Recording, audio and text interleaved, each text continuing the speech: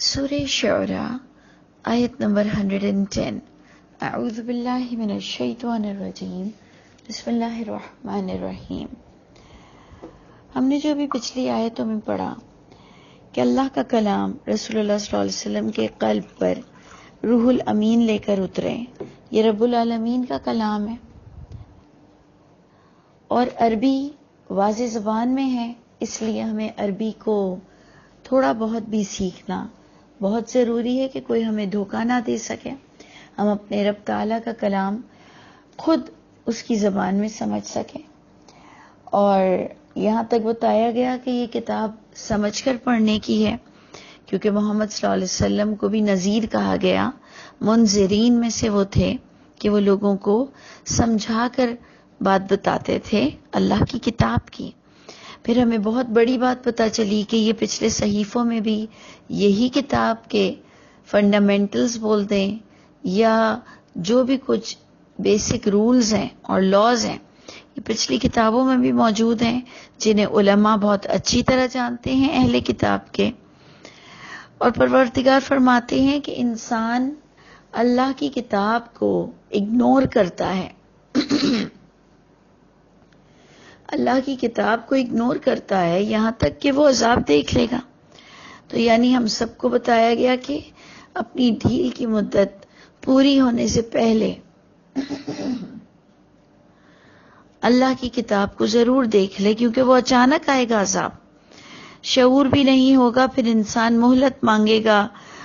اور اللہ تعالیٰ نے فرمایا تمہیں کتنی بھی مہلت مل جائے، اگر تم نے اللہ کی کتاب سے فائدہ نہیں اٹھایا تو پھر انجام بہت برا ہے کہ کام نہیں آئے گا جو بھی انہیں سامان عیش عشرت کا دیا گیا، کچھ بھی کام نہیں آئے گا.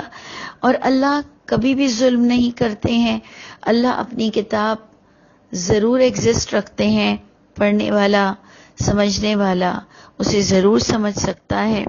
یہ ساری بات بتاتے ہوئے 210 اسی بات کو کنٹینیو کرتی ہے کہ نہیں اترے اس کتاب کے ساتھ شیاطین، وما تنزلت بہ الشیاطین، اور نہیں لے کر اترتے ہیں اس کتاب کو کوئی شیطان.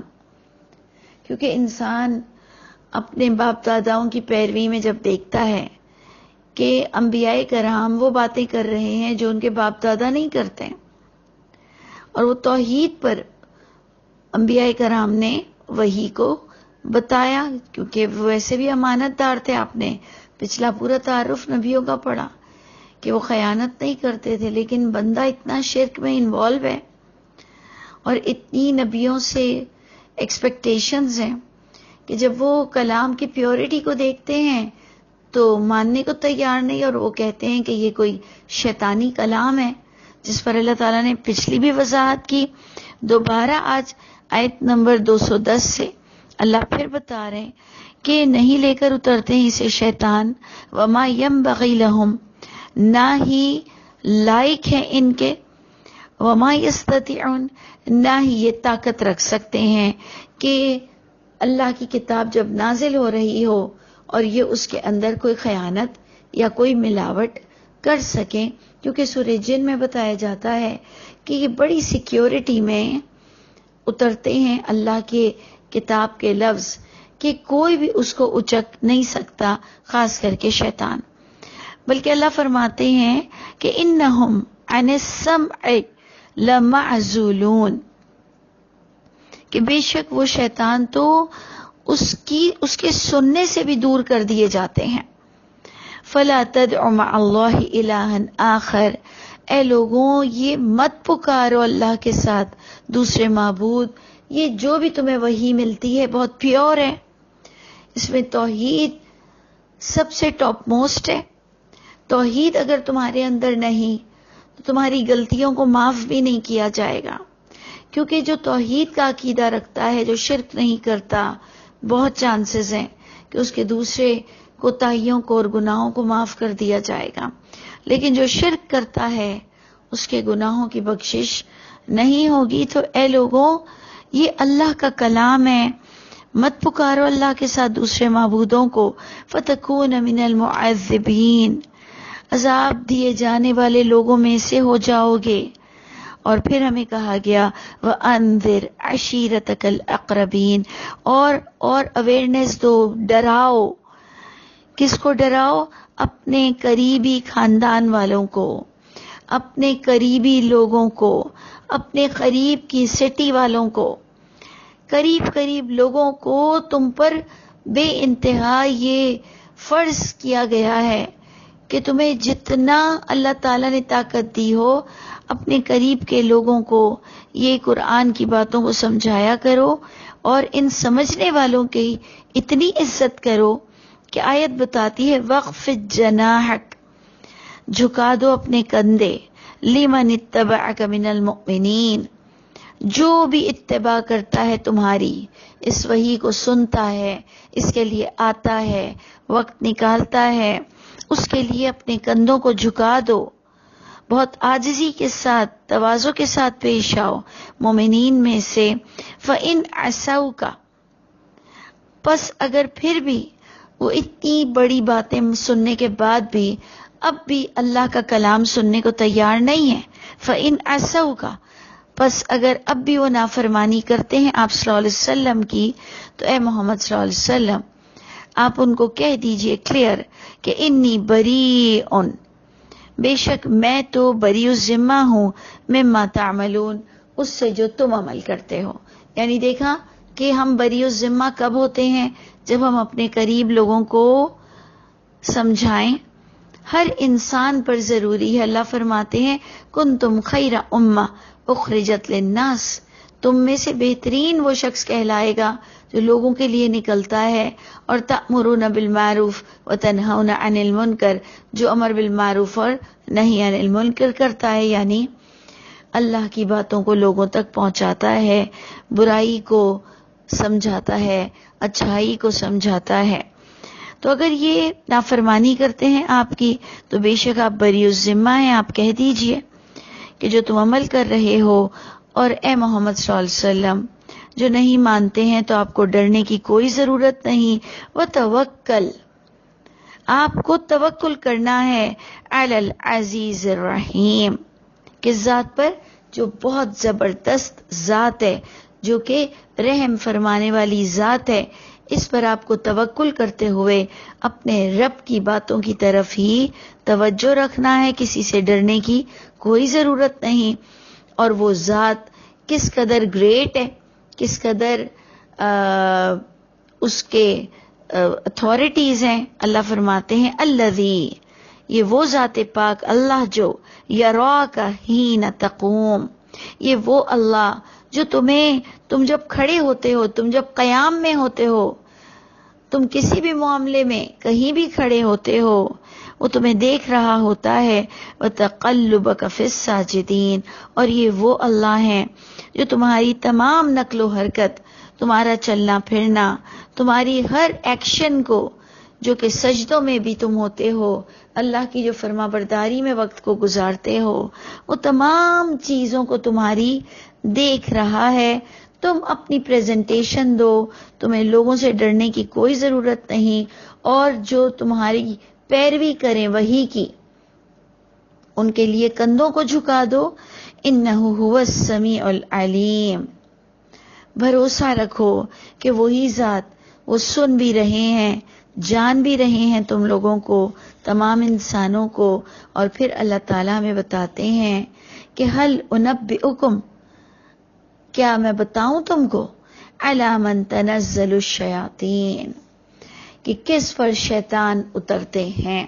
یہ ہم نے آپ کو سورہ فرقان کی آیت نمبر شروع کے رکوع میں بھی ہم نے آپ کو اس کے بارے میں بتایا تھا کہ جو جادو ہے یہ شیطانیت ہے، یہ شیطان کے ذریعے سے ہوتا ہے.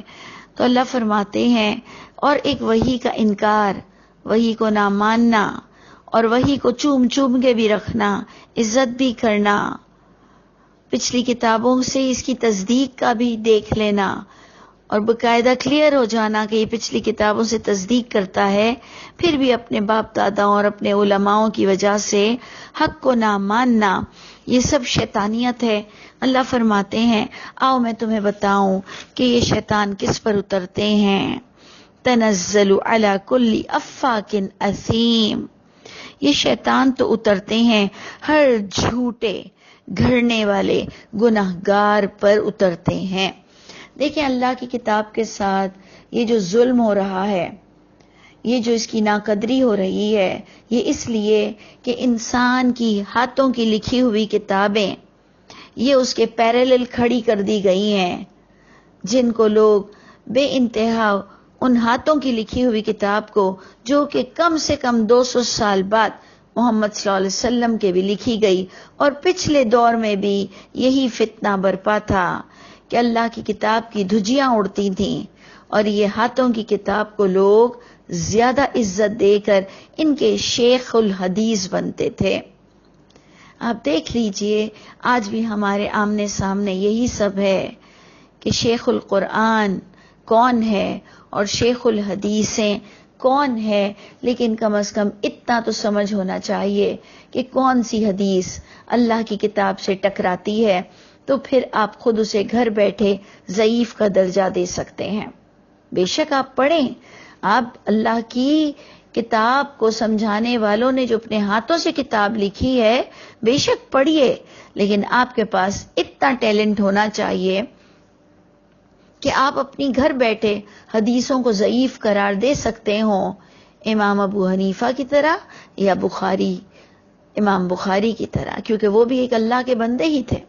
انہوں نے بھی اللہ کے قرآن سے میچ کرتے ہوئے حدیثوں کو ضعیف کیا۔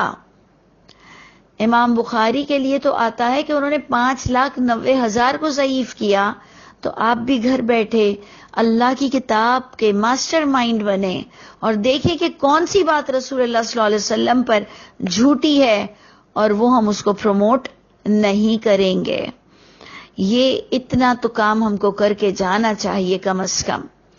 تو آپ دیکھیں کہ محمد صلی اللہ علیہ وسلم سے اگر واقعی آپ کو پیار ہے تو آپ ان پر جھوٹی بات کو کیسے سن سکتے ہو، کیسے برداشت کر سکتے ہو؟ تو اللہ فرماتے ہیں کہ دیکھیں شیطان کی بات شروع ہو گئی۔ کیونکہ یہ چیزوں میں جو اس نے کہا تھا اللہ سے کہ میں سیدھے راستے سے آؤں گا اور آدم کی اولاد کو بہکاؤں گا، اب آپ جان سکتے ہیں کہ سیدھے راستے سے وہ کیسے آئے گا کہ اللہ کے رسولوں کے نام سے جھوٹی باتیں کرے گا اور پھر ہم اسے سینے سے لگا لیں بغیر تصدیق کے، اور ہمارے پاس وہ کیا کہتے ہیں کرائیٹیریا موجود ہو، ہمارے پاس کسوٹی موجود ہو، جیسے سونار کے پاس پتھر موجود ہوتا ہے گولڈ کو ٹیسٹ کرنے کا، آپ کے پاس بھی یہ اتنا بڑا ویپن موجود ہے کہ آپ محمد صلی اللہ علیہ وسلم پر یا کسی بھی انبیاء پر کوئی جھوٹی بات آئے، آپ اس کو اس کرائیٹیریا پر رکھ کر پرکھ سکتے ہیں کہ یہ بات کس حد تک جھوٹی ہے۔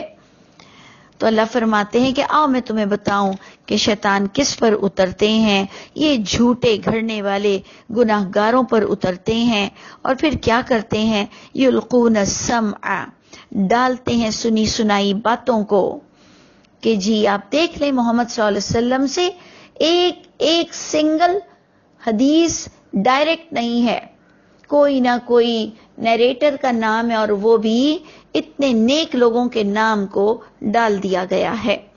تو یہ فرماتے ہیں اللہ تعالیٰ یلقون السمع، یہ ڈالتے ہیں سنی سنائی باتوں کو، وَأَكْثَرُهُمْ کاذبون، اکثریت ان کی جھوٹ پر مبنی ہے۔ اور پھر اللہ فرماتے ہیں والشعراء، جو شعر و شاعری ہے، یتبعہم الغاوون، یہ شعر و شاعری کے پیچھے، یہ شاعروں کے پیچھے، یہ تو اتباع کرتے ہیں ان کی بہکے ہوئے لوگ۔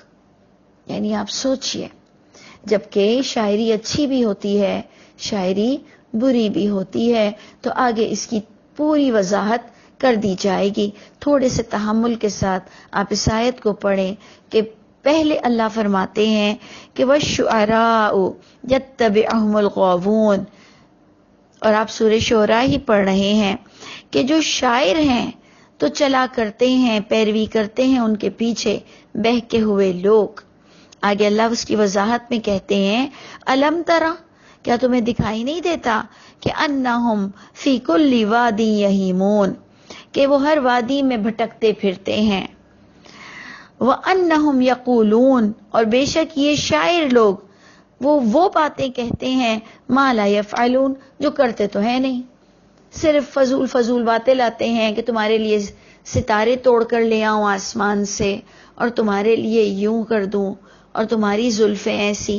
یہ دیکھیں کچھ جھوٹے شاعر بھی ہیں اور کچھ اچھی شاعری بھی کرتے ہیں. تو یہاں پر اس وقت غلط جھوٹے شاعروں کی بات ہو رہی ہے جس پر اللہ آ گیا. ہم نے آپ کو پہلے بھی کئی بار بتایا کہ اللہ بہت ہی ایک اتنا ہمارے لیے ہیلپ فل ورڈ ہے کہ اس سے بات پوری پلٹ کر آ جاتی ہے. پہلے تو اللہ تعالیٰ نے برے شاعروں کی اس طرح سے بات بتائی کہ بہکے ہوئے لوگ ہی شاعروں کے پیچھے چلتے ہیں، یہ ہر وادی میں بھٹکتے پھرتے ہیں، یہ وہ کہتے ہیں جو کرتے نہیں ہیں. اللہ سوائے وہ الذین آمنو، وہ شاعر بھی لے سکتے ہیں یا وہ لوگ جو پیورٹی کے ساتھ توحید کا ایمان لاتے ہیں، کیونکہ پچھلی تمام بات وحی کی ہو رہی ہے کہ وحی کو مان لو اور نبیوں کے بارے میں غلط بیانی مت کرو. تو سوائے وہ لوگ جو پراپر ایمان لاتے ہیں، وعملوا الصالحات اچھے عمل کر کے دکھاتے ہیں، وذکروا اللہ کثیرا پھر اللہ کو کثرت سے یاد کرتے ہیں، وانتصروا پھر بدلہ بھی لیتے ہیں، من بعد ما ظلموا اس کے بعد جو ان پر ظلم ہوا یہ اس کا بدلہ لینے کی بھی ہمت بھی رکھتے ہیں، طاقت بھی رکھتے ہیں.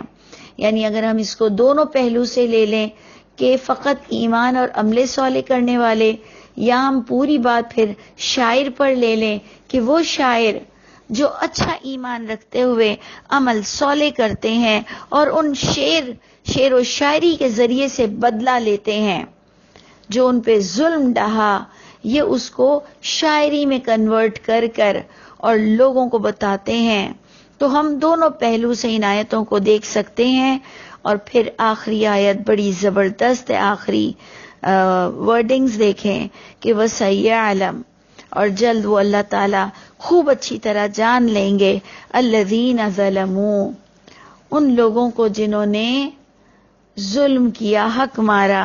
جلد اللہ تعالیٰ جان لیں گے ان لوگوں کو جنہوں نے بھی اللہ کی کتاب کی، وحی کی، نبیوں کی حق تلفی کی، کہ انہیں پتہ چل جائے گا کہ اَيَّ مُنْقَلِبٍ يَنْقَلِبُونَ کہ وہ کس انجام سے دوچار ہوتے ہیں، کس حالت پر، کس کروٹ پر اللہ تعالیٰ پھر انہیں بٹھاتے ہیں. یعنی اے انسان وہ تیرے انجام سے پہلے تو اللہ کا ہو جا، اللہ کی وحی کو مان لے اور اس کمپلیکس سے باہر نکلا کہ اہل کتاب اور مشرکین مکہ کا دین یا ان کا طریقہ کوئی اور تھا. یاد رکھ کہ اہل کتاب اور مشرکین مکہ تو اپنے دین کو بھول چکے ہیں، اپنی کتاب کو کھولتے نہیں ہیں. اگر تجھے یہ بات اچھی طرح سمجھ آ جائے کہ اہل کتاب اور مشرکین مکہ جو کہ موسیٰ علیہ السلام، عیسیٰ علیہ السلام اور ابراہیم علیہ السلام سے بلونگ کرتے ہیں، سب کا دین وہی ہے جو محمد مصطفیٰ صلی اللہ علیہ وسلم پر وحی کے ذریعے سے نازل ہوا. تو اللہ تعالی ہم سب کو اس وحی کی بہترین اتباع کرنا نصیب فرما دے.